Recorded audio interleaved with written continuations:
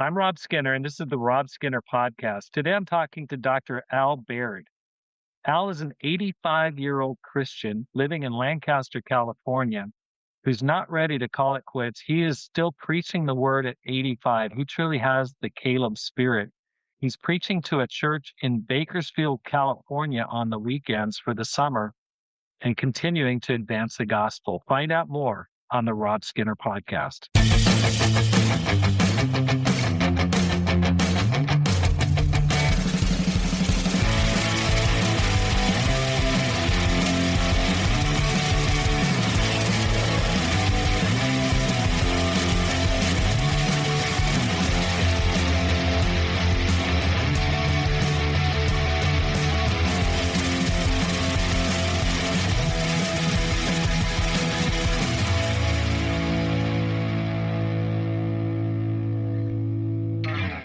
Welcome back to the Rob Skinner Podcast. My goal is to inspire you to live a no regrets life, make this life count, and multiply disciples, leaders, and churches.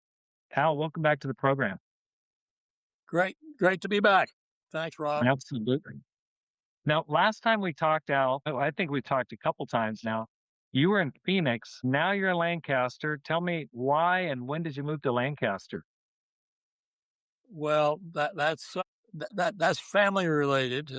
I lost Gloria 8 years ago after 56 years. And so my youngest daughter, Carrie, and Steve moved to Lancaster to basically start leading the church. And after losing Gloria, my 3 daughters became my mothers. And so I got a call from my 3 daughters together after Steve and Carrie moved to Lancaster, and they said, Dad, we made a decision.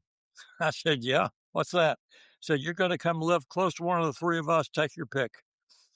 And so I had my choice of going either to San Francisco or Lancaster or Virginia. And of course, being 22 years in LA and Lancaster's only an hour and a half from LA, that was the obvious choice.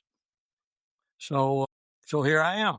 That was 3 years ago. Okay. And so are you living with Steve and Carrie, or are you living on your own? No, I'm in a over 55 community apartments, about 10 minutes from Steve and Carrie.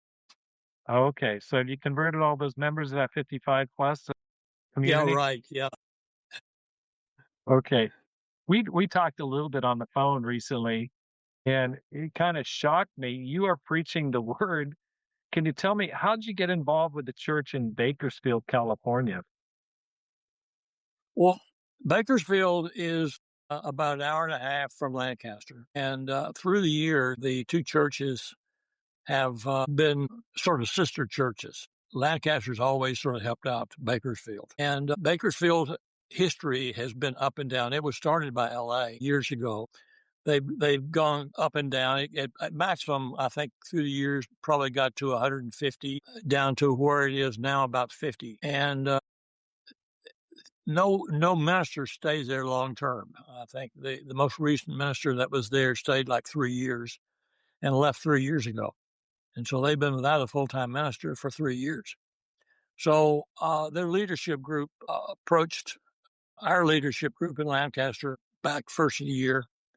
So we need some help. And so Lancaster said, okay, fine. How can we help?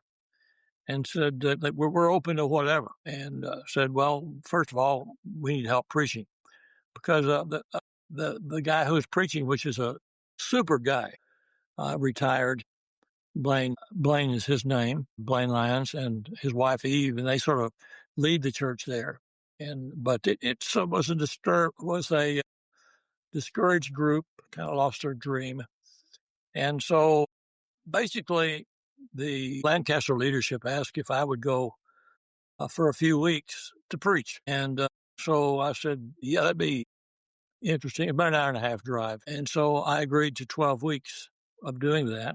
That was back in February. And so as 12 weeks started to end, they then said, could you keep coming until we were able to hire a couple? And so the goal was to get their contribution up Like I said, it was a discouraged group. Out of 50 members, 20 were giving nothing contribution wise. And the people were coming late to serve. It was a discouraged group. And so I just started preaching about dreaming again and whatever. And so the contribution has since doubled. They now have enough to hire a couple. Contribution is growing. People are coming on time early. So the spirit's really turning around. So if it were 40 years ago and Gloria were still around, I'd be very tempted to go here and lead because it's a great group of people. Half of them were converted in LA because it's it's a little further away than a bedroom community because it's about a 2-hour drive to LA. But here we are, and we're actually this weekend interviewing a couple. We've got five couples that have applied for the role, and we're interviewing our first. And they look very attractive. They're young and have no children, and would be perfect. Bakersfield is the fifth largest city in California. It has about 400,000 people. Metropolitan area is probably 600,000. It's got a state university and also a community college that has combined about 30,000 students. So it's a really great opportunity. I have no problem seeing a church of at least 500 there within 5 to 10 years. I think it's awesome. That okay. That's okay. When you mention that, it's five. I mean, Al, you're still dreaming. 500 people. I go, oh my gosh, you're not just holding on. You are still dreaming. That's crazy. Yeah, there's some really good things happening. We've had 2 marriages recently. We just had I just preached this last Sunday on transitions because it was obviously graduation time. But we had 8 graduates between eighth grade to high school and high school graduation, and 1 graduated from college. So I mean, it's really great opportunities there, and some super people. Like I say, just pretty much lost their dream, thinking nothing was ever going to change because no full-time person stayed there. So what we're looking for is a couple who will agree, at least as far as anybody can agree, to shoot for 10 years staying here rather than using it as a jumping off place to somewhere else. Exactly. Someone to really sink their teeth into it. Now, did you say that the attendance doubled since you started preaching? No, I said the contributions doubled. The contributions doubled. That's awesome. Okay. What was your goal going in there? You walk in that situation, it's been without leaders, full-time leaders or paid ministers for 3 years. What was your game plan walking into that situation? How did you kind of go, okay, this is what we're going to do? Get people to dreaming again, believing things could change.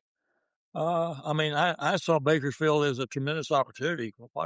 It's a gold mine waiting to happen, to be mined. But people just lost their vision and just basically were just hanging on, showing up to church. There's no real discipling going on. There were no small groups. So we got small groups going again, and just getting people back to believing that people could be one. For people would have the excuse, hey, there's so many large churches here already, nobody's open. Well, the truth is, I mean, even with all the people who are, quote, in churches, that's only 20% of the population. 80% don't go to church, Exactly. like most places. I mean, so it's always an opportunity. It's just a matter of having a vision. You're 85 years old. I mean, born in 1940. You're well past the age when people are, thinking about doing something like this. What's driving you? I mean, what's getting you up? What's motivating you these days? What gets you up in the mornings? Well, I mean, things like this. I mean, I've been leading a small group here in Lancaster. I enjoy that, but that's without Gloria. I mean, there's you got a lot of free time, and it's easy to just what am I doing here? I mean, what I really want to do is go be with Gloria. That's my real goal. But when you see opportunities like Bakersfield, man, it's just an opportunity waiting to happen. Okay, let's talk a little bit about Gloria. You lost her 8 years ago. How do you just, I say, make peace with that? How have you navigated that? Just like, how do you get move on with life? Like, what's helped you? You don't make peace with that. You don't get over that. I mean, after 56 years, no one thought of Al, no one thought of Gloria. It was always Al and Gloria, and everything we did was a partnership. And you can stay busy. There's plenty to do in the daytime, but you still come home and you're by yourself. And my real goal now is I just want to go be with her. But in the Mm. meantime, you gotta stay busy and have some vision and enjoy life.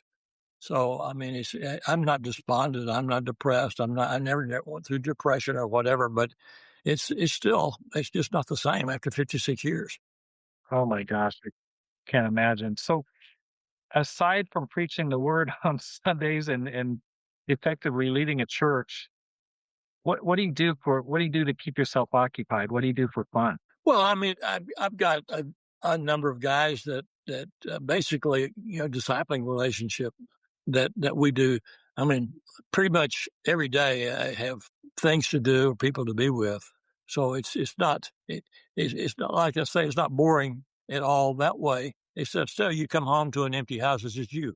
I mean, that's the yeah. Sorry about that. No problem. No problem.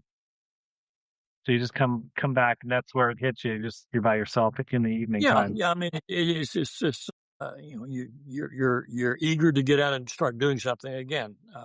The Exactly. next step. Yeah. So you're not out in the pickleball court, I guess. Well, I think I'm a little past at 85, but past the pickleball. So Okay. my goal is staying upright right now. That's right. Okay. Although I'm in good health though. So You look good. You look fantastic. What do you wish other people in the senior range or let's say 60 plus range would know? Okay, what advice would you give to that cohort? well, I think it's always the question is how can God use me? And obviously that changes at every phase of life. And retirement, we've always felt like retirement is a great opportunity if people plan to. You suddenly have the opportunity to be full time minister, and the church doesn't have to support you. So and giving people those kind of dreams. We just had one person there in Bakersfield retire, and trying to getting to him to think, man, you could now be full time in the ministry. That's right. And how can you can use your time? So retirement is a great if people have their health. I mean, obviously, in many situations when people retire, they already starting to have some health issues. But there are a lot of people that don't have health issues and really are wondering, what am I going to do with my time now that I retire? And so there's just great opportunities to use them. That's awesome. Yeah. I think it's fantastic what you're doing because I think this whole concept of retirement, it's it's tricky. I mean, you worked hard, it's every person has to decide what they're going to do, but at the same time, it can be dangerous spiritually if you kind of retire spiritually where you kind of lower your expectations to the point where your heart grows cold. Anything that has helped you to keep the fire burning, Al? I mean, you've been a Christian a long time, married a long time, you're still fired up. Any practices that you find useful to keep your heart, your love for Jesus growing and not growing cold? Could you share that? Well, again, I use the word dreaming a lot, but everybody needs a dream. I mean, why you get up in the morning? What do you want to do?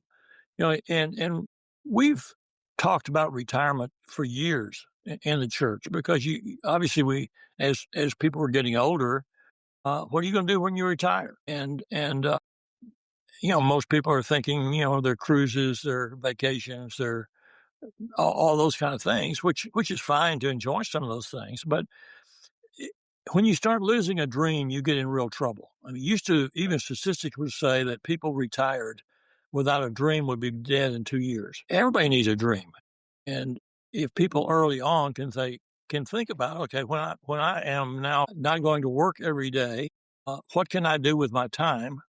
How can God use that time? And so, I mean, not everyone is equipped to lead a small group or whatever, but people can still do things for the kingdom. And it's always just asking, how can God use me where I am at this point in my life? I mean, Yeah. even people with health issues could ask the same question: how can I be useful? Uh-huh. Phone ministry, whatever. So there's always things that God can show you that you can do that can help other people and can grow the kingdom. Awesome. I remember talking to Irene Gerganis, and she came back from Japan after doing missionary Oh, work in absolutely. Yeah. in her 70s, and then came back to San Diego because of she broke her hip going on the subway, and she started a group called Job's Daughters and converted a ton of women in her Oh, senior living absolutely. facility. Yeah. I mean, Stop that lady. George, the whole George and Irene story is one of our hero stories, but Irene especially, when she came back and George died, that what she did was absolutely incredible because she not only started that ministry for the older women, which grew, I think, to about 100 women. The ministry was for women with non-Christian husbands, and they grew to about 100. But she always was consumed with sharing her faith. And even when she was in a wheelchair, she got college students to come take her wheelchair out to campus and share her faith on campus. She would do that every week. And to the time that she passed, I mean, she was just a fireball. That never changed in her. And I have preached about George and her and their whole story many, many times because probably more than anybody I know, God used them in such incredible ways all through their life, all from time initially going to Japan to coming back and going back to Japan and then losing George and then what she still did in San I know. Diego.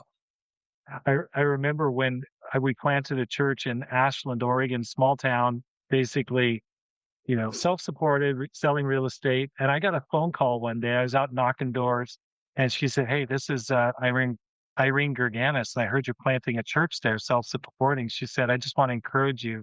I think what you're doing is great. In the Church of Christ, we had, a plan to get a church in every place where there's at least a gas station and a small store. And that's what I'd love to see happen again." And it was so encouraging to me. I just, few people understood what I was trying to do, but she got it immediately. And her encouragement just made a world of difference to me in kind of starting something experimental there in Southern Oregon. Well, they were a Yeah, totally unique couple. And after losing George, she kept going for lots of years. that's right. That's right. Well, Al, thank you so much for coming on the program. Thank you for your great work. I'm praying for you and really excited about what you do. And I'd love to see you dream. I want to follow in your footsteps. I want to see the same kind of fire that you have 25 years down the road. So all the best to you. Well, thank you. Pray for Bakersfield. I sure will. And thanks for listening to the Rob Skinner podcast. My goal is to inspire you to live a no regrets life, make this life count, and multiply disciples, leaders, and churches. I want to ask you to join the Fast for Revival that I'm trying to spearhead on June 28th through July 1st. I'm asking for Christians around the world to join me for 3 days of prayer and fasting for revival. First, personally, that we change, that we grow, that we become the people God wants us to be. And two, that our churches grow and multiply and grow to 500 or even beyond. And so that's June 28th through July 1st. I hope you'll join me for the Fast for Revival. Have a great day and make this life count.